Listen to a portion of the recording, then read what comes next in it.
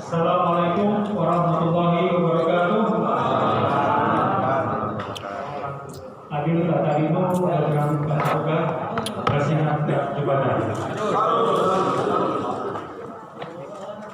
Yang kami hormati Direktur Perkeningan dari Presiden Ombudsman yang mewakili melalui Sumiti. Kemudian Kepala Dinas Perkebunan Provinsi Kalimantan Tengah atau yang mewakili melalui Sumiti juga. Yang terhormat Kepala UPT DP3B Disebut Kalten Bapak Minggus beserta para staf jajarannya. Kepala Dinas Pertanian dan Ketahanan Pangan Kabupaten Kota Maluku Barat yang diwakili oleh Bapak Perkebunan. Kepada para penangkar mitra penangkar PT Bina Sawit Makmur yang alhamdulillah tadi bisa kami terbaik satu dari saya absen Pak ya, CV Sarana Multimedia, kemudian CV Berkah Amanah Bersama, PT Kenawan Agro Sejahtera, PT Lamagau Sekawan Abadi, PT Dian Prana, PT Bukit Sawah Makmur, PT Mitra Sejahtera Tani, PT Tani Subur, PT Saprotan Benih Utama. Kami sangat berterima kasih atas kedatangan rekan-rekan teman-teman mitra penangkar BSM yang mari kita bahu-bahu untuk sama-sama menyediakan benih kelapa sawit unggul untuk kebutuhan petani di wilayah Kalimantan Tengah yang dalam hal ini mengcover wilayah Suka, Lamandau, dan Seruyan. Yang kami hormati juga kepada Bapak PT BSM ya, PT Bina Sawit Makmur. Kami merupakan salah satu anak perusahaan Sampurna Agro yang posisinya ada di Sumatera Selatan, Pak. Sedangkan Sampurna Agro sendiri punya usaha ada di Pulau Riau, Sumatera Selatan sendiri, kemudian di Kalimantan Tengah, Kalimantan Barat. Itu usaha Sampurna Agro sampai dengan saat ini. Untuk komoditinya selain kelapa sawit ada sagu, ada karet. Ini sejarah mengenai PT BSM ya. Jadi BSM yang tadi kami sampaikan adalah salah satu produsen benih kelapa sawit di Indonesia yang memulai usaha bisnisnya dari tahun 92, Pak. Di tahun 92 kita melakukan mendatangkan benih unggul, material atau bahan tanaman yang sudah dipilih dari Costa Rica. Yang 94 benihnya datang, kemudian dilakukan penelitian riset sampai dengan tahun 2004. Jadi tahun 2004 kita mulai menjual pertama kali benih DKW Sriwijaya. Bapak Ibu ada yang belum kenal lagi dengan Sriwijaya, Pak ya? Padahal kami dari tahun 2004, Pak. Wajar, Pak, karena apa? Karena terus terang penjualan benih kami Sriwijaya pada saat itu banyak menyasar atau ditujukan perusahaan, Pak, untuk materi kita. Kita lompat ya, sebetulnya kalau ngikutin jadwal kegiatan itu bagus susunannya, cuma mohon maaf kami request ke Ibu Teresia selaku panitia bahwa berhubung jadwal kami juga berbarengan dengan yang di tempat lain, makanya sesi kami minta maju sekarang. Kita langsung ketika andaikan Bapak menerima kecambah dari produsen benih, contohnya dari kami, hal apa yang harus Bapak lakukan? Yang pertama adalah benar nggak barang itu asli? Jangan-jangan tipu-tipu, ya kan? Zaman sekarang, Pak, tipu-tipu udah banyak kali karena scan udah bisa ya, nyekan ngeprint warna udah gampang gitu. Itu dari dokumen, kemudian pemalsuan kemasan juga sudah canggih sekali. Jadi buat itu enggak. Ada yang punya trik mungkin untuk mengetahui ada atau enggak. Jadi boleh kami cerita Pak, KTP orang yang jual itu, kalau dikasih bagus. Kemudian misalnya KTP-nya kita foto, kalau dikasih lebih bagus lagi. Kalau orangnya masih ada di situ, kemudian masih asli benar Pak. Kemudian yang ketiga adalah izin sama orang yang jual itu, KTP-nya saya akan kirim ke kantor polisi, boleh atau enggak? Kalau dia lari, jelas palsu. Tapi kalau adalah memastikan sesuai berhubungan dengan barang. Contohnya apa? A, tapi di kemasannya ini varietasnya B. Ya, yang terbaik itu 1 sampai dengan 5 hari Pak. 1 sampai dengan 5 hari itu terbaik untuk cabang kelapa sawit ditanam ke polybag. Kalau di atas itu gimana? Boleh, bisa, tapi kemungkinan kegagalan di atas makin tinggi. Ya, bukan berarti nggak boleh. Dingin, suhunya 18 sampai dengan 20 derajat Celcius. Nah, mudah-mudahan atau mungkin transit jangan sampai terkena sinar matahari langsung. Kenapa? Karena kalau kena sinar matahari langsung nanti suhunya otomatis naik, kemudian ketambahannya akan lain dan kering. Kita jangan sampai kecambah ini terpapar matahari secara langsung. Ya, triknya seperti apa? Pada saat buka kantong kita buat tenda gitu. Tapi lebih sedikit lagi untuk serigaya ya, untuk jadi serigaya. Ada cara ini secara saja Pak. Tidak harus seperti ini karena kalau otomatis ketika hidangan busa akan masuk di atas. Nah itu untuk trik untuk memisahkan antara busa dengan biji ketambahan tadi. Lanjut lagi. Kami untuk sesi yang kedua, materi yang kedua itu mengenai bibitan. Kalau tadi kan penanganan kecambah, sangat simpel Pak ya. Yang kedua adalah kecambah. Bapak yang di belakang lihat Bapak ya, yang di huruf A ini, Bapak dari beli? Enggak ya? Urusan tulis dulu dari PT A misalnya gitu. Ya kan? Dokumennya lengkap.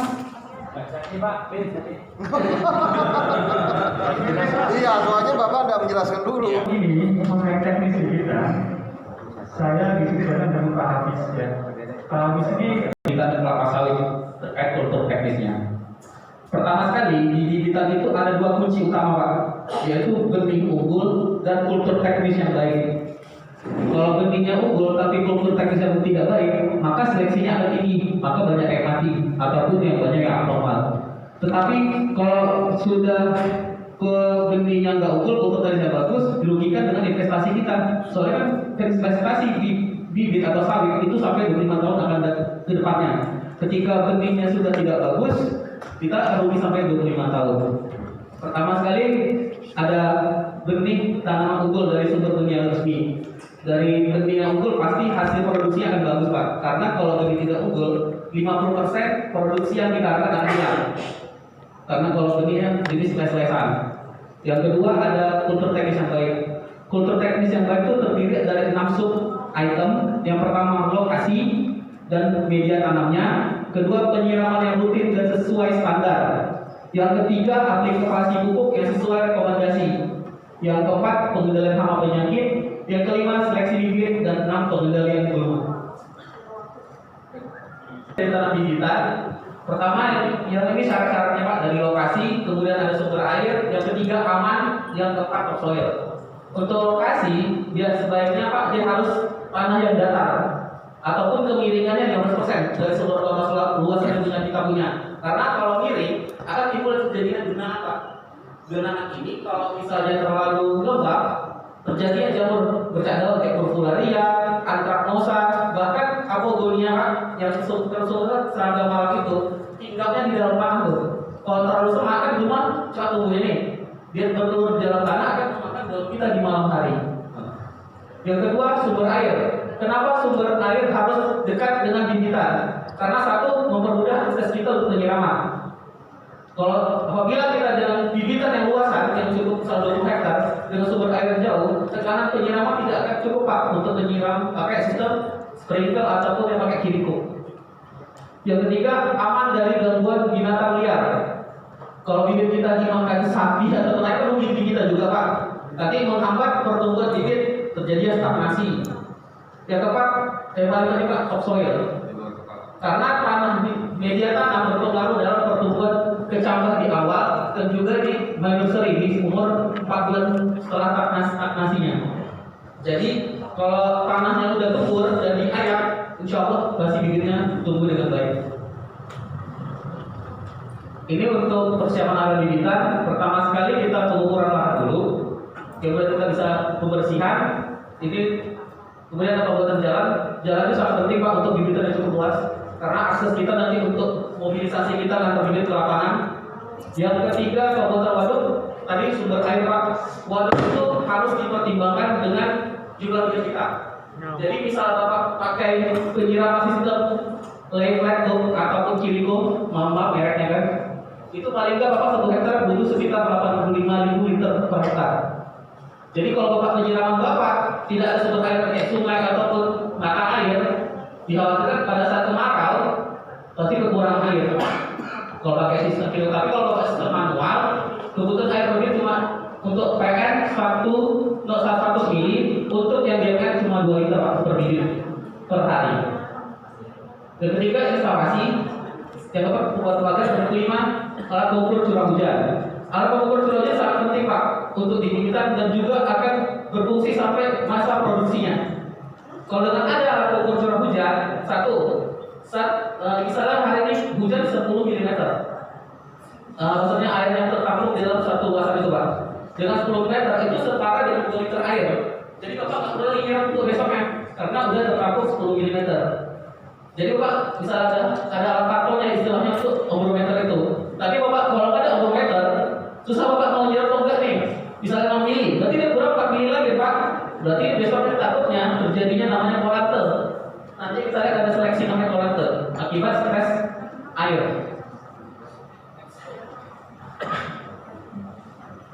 Media tanam yang pertama itu harus tanah topsoil yang gembur Pak, tanah yang di atas itu wajib. Kalau Bapak misalnya pakai tanah yang gambut, saya sarankan lihat dulu gambutnya matang, setengah matang atau yang tidak matang. Kalau setengah matang dan tidak matang saya nggak rekomendasikan karena pH-nya sangat asam. Jadi pastikan Pak cari tanah yang topsoil yang gembur. Apabila Bapak pakai tanah yang subsoil, bisa Bapak tambahkan dengan pasir dengan perbandingan 1:3 ataupun pakai sekam. Yang kedua, media tanam wajib diayak Pak, karena batu itu mampu membuat cabang itu tidak tumbuh karena ada keras Pak ya. Topsoil sebaiknya ditambah tanah itu dicampur dengan pupuk RP Pak, pupuk dasar.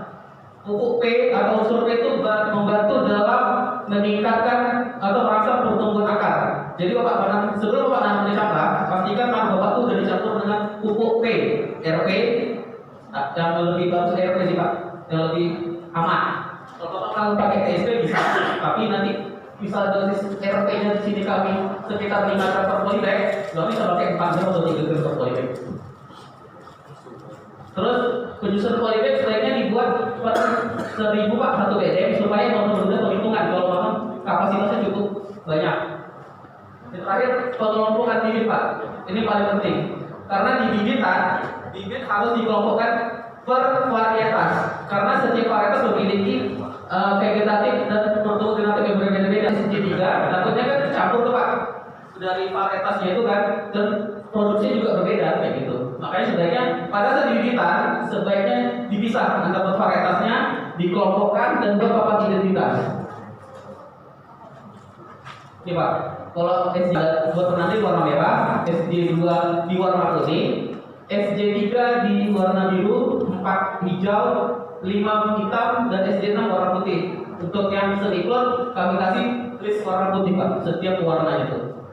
Untuk papan identitasnya dibuat ada kolomnya, varietasnya apa, tanggal tanam kecambahnya Pak, dibuat, terus jumlah bibitnya berapa, itu di dalam papan identitas. Bapak letak di setiap bedengannya itu. untuk di PM. Next Pak. Penanaman kecambah harus tahu posisi plumula dan radikulanya Pak. Jadi jangan sampai terbalik, takutnya bibit itu akan twisted. Kalau balik ada bibit yang muter-muter, itu biasanya ditemukan karena kecambahnya terbalik penanaman. Nah, jadi mesti jelas dibedakan plumula dan radikula. Kalau radikula putih kecoklatan dan kasar. Kalau plumula dia meruncing Pak dan kuning-kuning. Terus media tanam di dalam polybag sebelum Bapak nanam itu disiram dulu. Kemudian digemukkan atau buat lubang di tengah dengan kedalaman 2 cm untuk kecambahnya. Terus penyiraman IPM wajib 2 kali sehari Pak. 2 kali sehari. Kebutuhan bibit di umur 1 sampai 3 bulan itu berbeda-beda.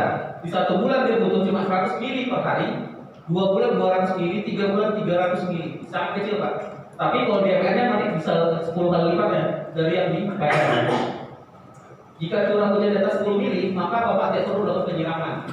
Dan pastikan Pak, pH air di atas 4,5. Jadi kalau sebelum bibit, pastikan dulu pH airnya dan 4,5. Karena kalau terlalu asam, ditambahkan mati Pak. Karena belum kita pekat. Terus dia juga tidak mampu menyerap hara dengan baik dengan pH segitu. Selanjutnya setelah Bapak tanam, kan dia kalau kita siram kan panen turun tuh Pak. Karena tuh cangkang-cangkang itu sebaiknya kita lakukan konsolidasi Pak. Konsolidasi itu pemberian tanah. Kita kasih tanah tuh di atasnya supaya cangkangnya tertutup. Ketika cangkangnya terbuka, takutnya karena ada sinar matahari langsung, apabila tidak pakai nolgan ataupun muncul air di atas sini, dia nanti akan kering Pak pada saat itunya. Ataupun nanti mau dia memutar ini cangkang itu, karena kecangkangnya itu muncul pembukaan. Sebaiknya setelah dia disiram 2 hari itu dia Pak, kalau memang muncul karena apabila penanamannya tanahnya kurang ataupun terlalu dalam, sebaiknya ditambah tanah dulu. Tanahnya diukur Pak yang berjaya seperti itu. Untuk pemupukan ini yang rekomendasi punya PT Bio Syarif Makmur.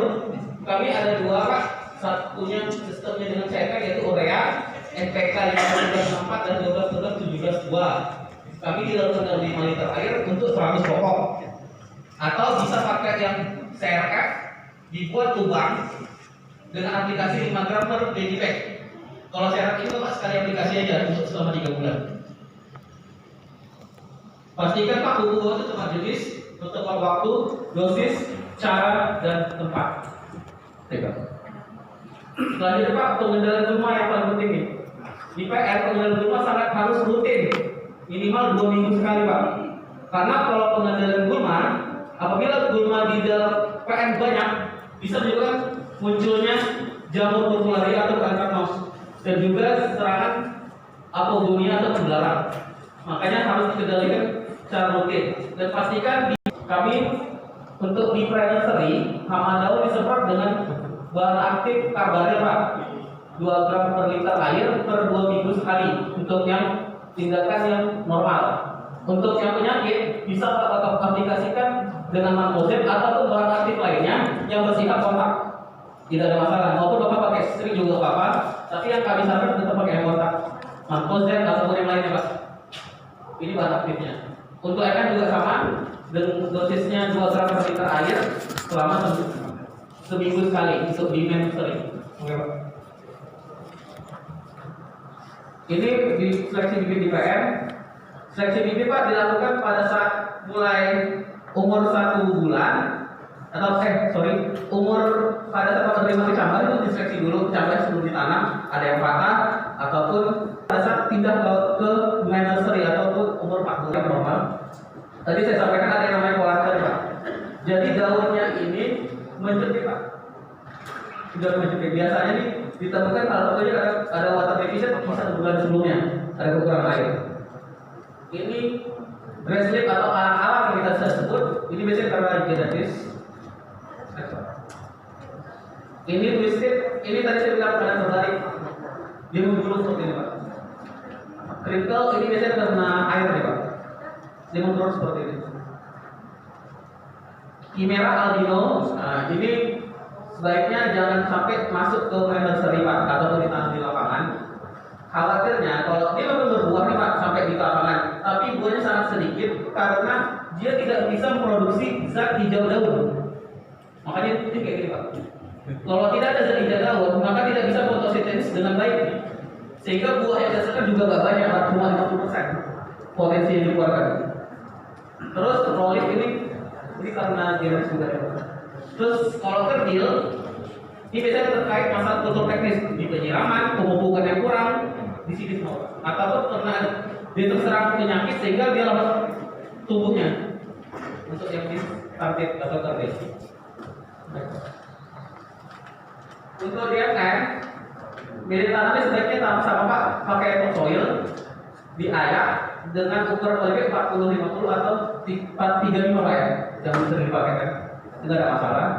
Pastikan Bapak tambahkan pupuk dasar RP 75 gram per polybag, satu untuk merangsang pertumbuhan akar di tanamannya. Kemudian setelah Bapak isi, lakukan transplanting bibit yang umur 3 bulan ditanam ke polybagnya. Sebelumnya itu dilobang dulu Pak, pakai alat pelubang khusus. Dan pastikan juga kalau setelah udah Bapak tanam langsung disiram Pak, supaya stagnasinya berkurang. Baik Pak. Setelah Bapak tanam, sebaiknya Pak ditambahkan mulsa. Harapannya dengan penambahan mulsa, satu mengurangi penguapan air, menekan pertumbuhan gulma, dan juga mengurangi terjadinya pemadatan tanah atau terpaan air hujan. Dan juga kalau dengan mulsa ini sebaiknya Bapak pakai alang-alang bisa, ataupun fibernya sawit atau cangkang sawit. Setelah itu baru organik. Terus penyiraman ini Bapak bisa lakukan, harus dilakukan 2 kali sehari dengan curah hujan. Apabila curah hujan di atas 10 mili tidak perlu dilakukan penyiraman. Penyiraman ini Pak, setiap bibit butuhnya ada macam-macam Pak, ada di umur 4 sampai 6 bulan 1 liter air, 7 sampai 9 bulan itu 2 liter, 10 sampai 12 3 liter air per bibit. Untuk pemupukan, ini rekomendasi PT Bina saya Pak untuk yang ini. Di umur 14 dia minggu dia 7 gram, di umur 15 gram sampai umur 48 itu dia 30 gram. Pemupukan sebaiknya Pak ditabur melingkar di bibitnya dengan jarak 5 cm Pak secara merata. Atau Bapak bisa pakai yang sistem Bapak pakai cerak juga bisa. Tapi sebaiknya Bapak pakai yang NPK aja Pak. Untuk sebaiknya ditabur. Kebutuhannya dia tercukupi dengan NPK setiap bulan. Seperti itu. Untuk konsolidasi biasanya dalam 1 minggu setelah penanaman. Ini biasanya kita lihat di dalamnya harus manual. Untuk yang di luar bisa dapat dengan cara kemis. Bisa Bapak pakai glifosat dengan konsentrasi 0,6%. Ataupun Bapak sebaiknya sih kami menyarankan kita bikin glifosat. Dan juga pastikan pakai sulfur Pak. Di ujungnya bisa Bapak bola plastik itu taruh di ujungnya supaya tidak mengenai daun-daun sawit. Untuk disiram Pak, selalu udah kena nih dibakar, Bapak siram, Bapak langsung aplikasi bekulan aja untuk rasa pertumbuhan baru di sini. Seperti itu.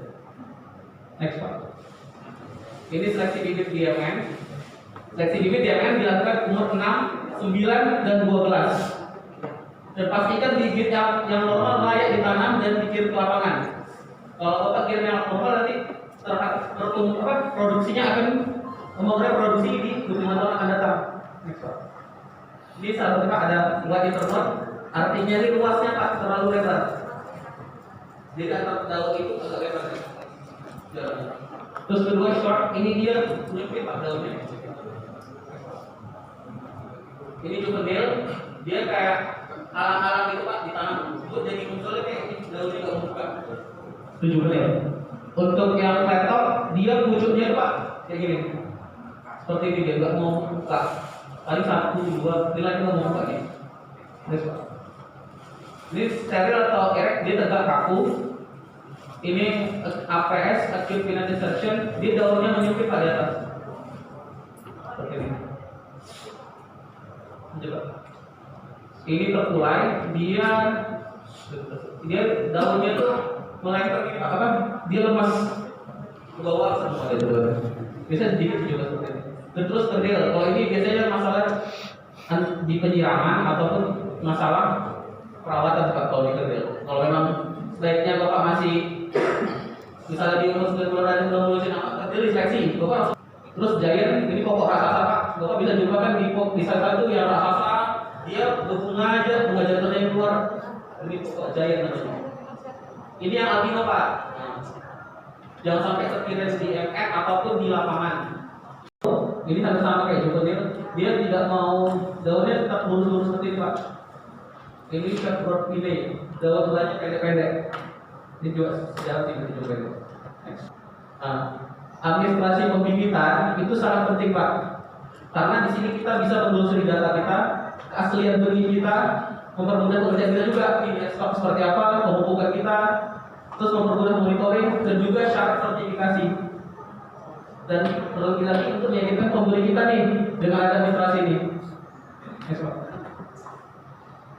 Administrasi pembibitan berupa rencana kerja, dokumen benih berupa SKP KKS, surat karantina, DO, daftar persilangan, terus rekaman riwayat pemeliharaan dari bapak seleksi, pemupukan, transplanting, salur, stoknya juga, terus layak pembibitan, papan identitas tadi, terus rekaman penggunaan bahan. Itu sangat penting Pak.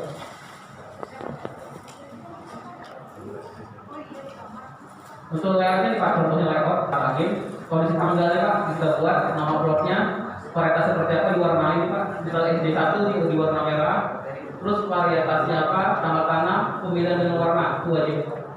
Misalnya di warna hijau, biru nih SD3 seperti itu Pak. Nah, untuk selanjutnya disampaikan oleh Pak Sokat terkait seperti ini, di masing-masing biji ada tulisan, ada huruf ya, ada tiga digit S, J, 5. Ini menunjukkan bahwa dia adalah varietas Sriwijaya 5. Itu sama-sama, bahkan tidak terlihat. Tapi ketika ada kondisi basah, akan lebih terlihat. Tapi bukan berarti setiap biji akan semuanya terlihat, ya. Bapak itu dia pernah bergaris seperti ini. Sekarang sudah ngetren ya Bapak ya. Bahkan saya yakin nomor handphone Bapak sudah punya barcode. Ya kan Pak ya? Di HP Bapak sudah barcode. Untuk keluar HP nomor telepon yang sekarang orang masih susah untuk memasukkan, yaitu adalah segel. Kalau ini sudah ada yang masukkan Pak terus terang, sudah ada. Tapi zone